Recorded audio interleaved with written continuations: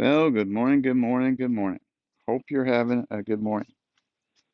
Me and Luna had a nice little walk around the neighborhood. It's a nice day out today. 70 degrees out here. No wind. A little humid. It was raining last night, but not too bad. I had some coffee, get my day started here.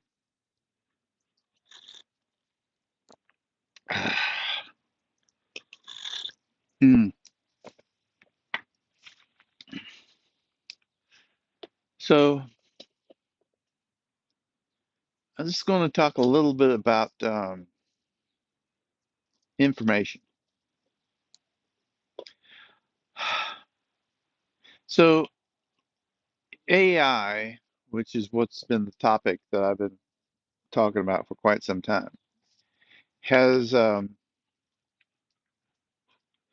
been out there for quite a while, and it's getting to the point where it's becoming extremely useful.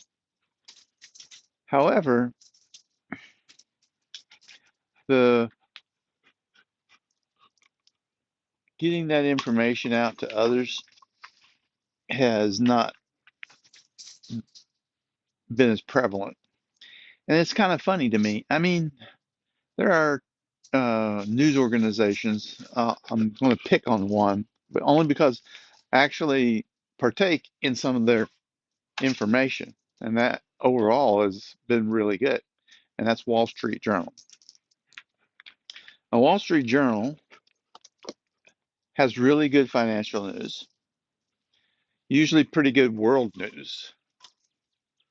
Um, they have some U.S. news. It's usually centered around uh, news that has to do with regulation or commerce or the economics of stuff. They try to have other information in there as well, but those are the focal points, and that's the stuff that they do really well. And I tend to listen to them because of that. However, they also have shows that are geared toward science and technology. Now, those shows are not always that good. And here's the reason why. Well, I shouldn't say that. They're not good for me. Other people might enjoy them. They tend to focus on things that are decades away because they're fascinating. They're the things people haven't heard about. They're not in your face new stuff that's coming around the corner. And that kind of technology, oh wow, and the year 2050 will have all this other stuff. Woo. And it's like, yeah, yeah, or we won't. Uh, Again, I know I'm supposed to, well, I'm not supposed to, but I've been talking about AI. And I'm going to come back to AI. Give an example. One of the things that they came out with is they had this stuff called the Impossible Burger. It was beef that was made from vegetable proteins. And it was going to revolutionize how we ate beef. We'll get rid of the cow, and we're going to produce vegetable protein and have you eat it like it's beef. Cost twice as much and had about half the flavor. Supposed to be good for the environment. I, it's not wasn't perfectly good for the environment. It wasn't like 100% because yeah, the cows produce this extra methane, but the Impossible Burger required all these different ingredients to be brought in from all these different areas, and there was a lot of stuff there. So you couldn't make a zero zero out of something. It was just less of. So it wasn't even that great a story. Anyways, it hasn't. It was enormously popular, talked about, this and that, and now it's pretty much gone by the wayside.